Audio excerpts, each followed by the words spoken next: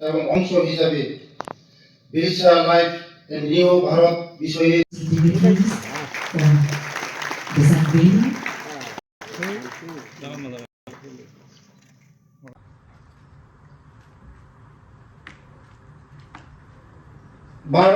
টাকা পর্যন্ত আর্থিক সহায়তা প্রদান দেওয়া হয়ে থাকে।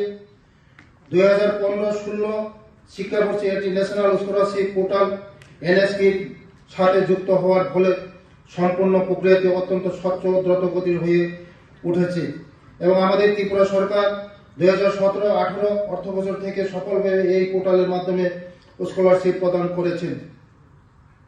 আজ আমি অত্যন্ত গর্বের সাথে ঘোষণা করছি যে এই প্রকল্প বাস্তবায়নে আমাদের ত্রিপুরা রাজ্যের সরকার দেশে এক অন্যান্য নজির সৃষ্টি করেছেন। বিগত 2025-26 অর্থবছরে গোয়ার পরে ত্রিপুরা দেশের মধ্যে দ্বিতীয় এবং সমগ্র উত্তর পূর্ব ভারতের নর্থ ইস্ট এর মধ্যে প্রথম রাজ্য হিসেবে 2024-25 শিক্ষাবর্ষের স্কলারশিপের টাকা এপ্রিল 2025 এর মধ্যেই ছাত্রছাত্রীদের অ্যাকাউন্টে পৌঁছে দিতে সক্ষম হয়েছে। গত 10 বছরে 2015-16 থেকে 2024-25 ত্রিপুরার মোট 2,78,925 জন ছাত্রছাত্রী এই প্রকল্পের সুবিধা পেয়েছেন, যার জন্য 4,67,076 কোটি টাকা বেশি আর্থিক সহায়তা দেওয়া হয়েছে। ইতিমধ্যে 2025-26 শিক্ষাবর্ষে 25,743 জন পড়ুয়ার কাছ থেকে প্রায় 21.42 কোটি টাকা পৌঁছে দেওয়া হয়েছে এবং বাকি 8,448 জন ছাত্রছাত্রীদের জন্য খুব শীঘ্রই স্কলারশিপ প্রদান করা হবে।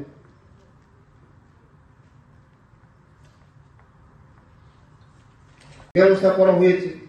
শিক্ষা উন্নয়নে সরকারি হোস্টেলগুলিতে স্মার্ট ক্লাসরুম চালু করার পাশাপাশি 170 জন হোস্টেল সুপারিনটেন্ডেন্ট নিয়োগের প্রক্রিয়া চলছে।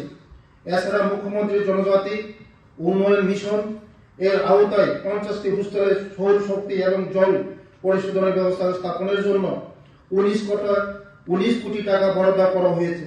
একলব্য মডেল রেসিডেন্ট স্কুল নির্মাণের মাধ্যমে আধুনিক ও মানসম্পন্ন শিক্ষা নিশ্চিত করা হচ্ছে। আমার প্রিয় ছাত্রছাত্রী বন্ধুরা, সরকার তোমাদের পাশে আছে। তোমাদের স্বপ্নগুলোকে দানা মেলাতে সাহায্য করাই আমাদের উদ্দেশ্য। ভগবান বিরসা মুন্ডার আদর্শকে বুকে নিয়ে আধুনিক প্রযুক্তির হাত ধরে এবং শিক্ষার আলোয় আলোকিত হয়ে তোমরা আগামী দিনের বিকশিত ভারত গঠনের প্রধান ভূমিকা পালন করবে, এই আমার দৃঢ় বিশ্বাস। আজ আমরা অত্যন্ত গর্বের সাথে আনুষ্ঠানিক ঘোষণা করতে চলেছি দুটি আধুনিক digital platform, forest right Atlas এবং ট্রাইবাল ডেভেলপমেন্ট অ্যাটলাস। আমাদের সরকারের মূল লক্ষ্যই হলো আমার অন্তর্দয়, অর্থাৎ উন্নয়নের আলো যেন সমাজের শেষ প্রান্তে থাকা মানুষের কাছে পৌঁছায়। আর এই লক্ষ্যে বাস্তবায়নে প্রযুক্তি যে কত বড় ভূমিকা নিতে পারে, আজকের এই দুই অ্যাটলাস তার উজ্জ্বল প্রমাণ। জিও ইন্টেলিজেন্স বা ভৌগোলিক তথ্য প্রযুক্তির মাধ্যমে জনজাতি শাসন ব্যবস্থাকে আরো শক্তিশালী করাই আমাদের মূল উদ্দেশ্য। 2006 সালের গণ অধিকার আইন FRA যাতে রাজ্যের আরো নিখুঁত এবং স্বচ্ছভাবে বাস পেতে হয়, তার জন্য এই GIS ভিত্তিক প্ল্যাটফর্ম তৈরি করা হয়েছে। শুধু বন অধিকার নয়, জনজাতি অঞ্চলের পরিকাঠামো, সামগ্রিক অর্থ সামাজিক উন্নয়নকে ট্র্যাক করার জন্য তৈরি হয়েছে ট্রাইবাল ডেভেলপমেন্ট অ্যাটলাস। জনজাতি অধ্যুষিত এলাকায় কোথায় স্কুল, হোস্টেল, খেলার মাঠ, অন্যান্য পরিকাঠামো রয়েছে, সব এখন ম্যাপে দেখা যাবে। This is not merely a commemorative week. It is a reaffirmation that the spirit of Bhagwan Birsa Munda, the spirit of fighting for our rights, our forest, and our identity is thriving in the 21st century. For generations, the 19 tribal communities of Tripura, that is the Tripuri, Devarma, Riyam, the Chekma, Kargo, Halam, Jamatia, and other communities have been the custodians of our lush landscapes. The Forest Rights Act of 2006 was enacted to correct the historical wrong.